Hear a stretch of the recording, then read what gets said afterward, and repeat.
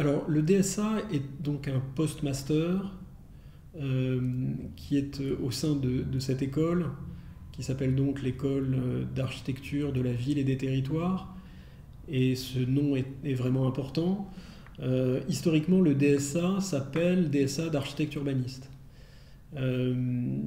Or, ce DSA va bien sûr s'intéresser à des questions urbaines, des questions d'urbanisme, mais n'est pas un programme d'urbanisme à proprement parler. C'est un programme d'architecture du territoire, ce qui n'est pas tout à fait la même chose. On n'est pas au DSA en train d'étudier comment devenir urbaniste, on est en train d'étudier comment être un architecte qui s'intéresse aux questions fondamentales de l'architecture aujourd'hui, qui est la question de la terre et de ses territoires.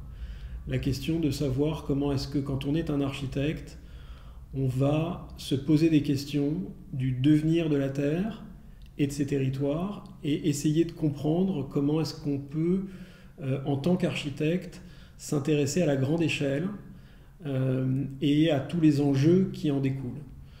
Quand on sort du master ou quand on est diplômé architecte ou paysagiste, on a un certain savoir-faire qui est lié notamment à des questions spatiales et aussi un petit peu à des questions temporelles, mais surtout spatiales. Et on a un savoir-faire qui se concentre sur une échelle, et surtout l'échelle pour les architectes du bâtiment.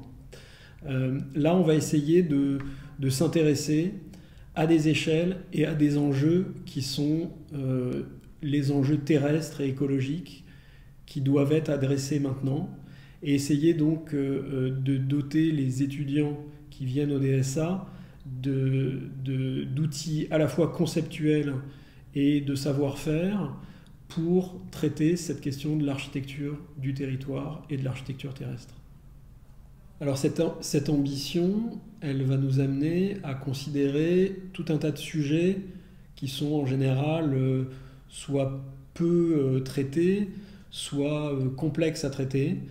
Donc ça va nous amener à regarder des questions de sol, des questions d'infrastructure, des questions d'espace public, dans des situations qui ne sont pas que des situations urbaines, au sens plus classique, mais qui sont des situations de territoires très différents, de territoires ouverts, de territoires avec des enjeux de risques, par exemple des territoires de littoral, des situations de géographie très marquées, mais aussi des situations de rurales ou d'hyperdensité. Donc des vrais contrastes dans les sujets et un intérêt pour cette grande diversité sans hiérarchie particulière. Alors une part importante de la pédagogie et du programme du DSA est liée au voyage.